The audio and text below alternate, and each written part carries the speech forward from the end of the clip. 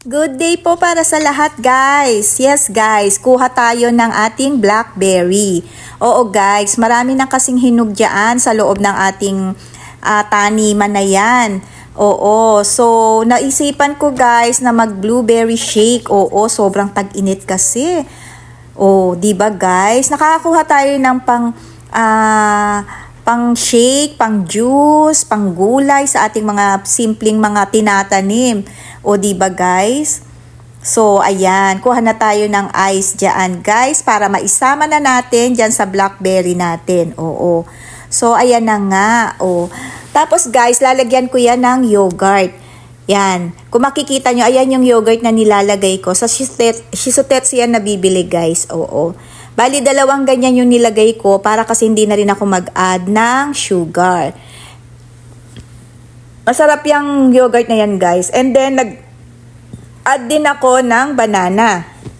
Para hindi na tayo nga maglalagay ng asukal. So, ayan. O, diba? Ang fresh-fresh talaga kapag bagong kuha sa taniman mo. Oo. So, ayun na nga guys, tingnan nyo yan. Oh, wow! Napakaganda ng color. Natuwa ako sa color niyan guys. Oo. So, nilagyan ko rin yan ng konting fresh milk guys. Oo, para mas malinamnam. So, ayan na nga. O, diba? Init na init kasi ko guys. So, maghahalo-halo sana ako. Pero nakita ko kasi yung blackberry natin, marami ng hinog. So, ayun. Yun ang naisipan ko, blackberry shake. O, diba? May kakwentuhan pa ako niyan habang ginagawa ko yan. So, ayan guys. Ilalagay ko na siya sa ating glass. Ayan. O, super yummy yan tignan, diba guys?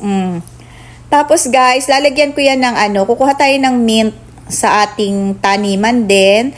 Para parang pag tinignan refreshing. O, diba? And syempre yung amoy niyan. O, so, mint talaga, di ba? Pag tag-init yan, medyo masarap-sarap amoyin din yan. So, yun nga guys, super sarap. Oo, pag gagawa kayo ng blackberry o blueberry, lagyan nyo ng yogurt and banana. Ang sarap niya. Kahit di na kayo mag-add ng mga sugar. So, yun lang guys. Shinare ko lang yung ating blackberry shake. Pagka nauuhaw kayo, mag-shake-shake kayo dyan. Thank you guys. Thank you for always watching. Bye!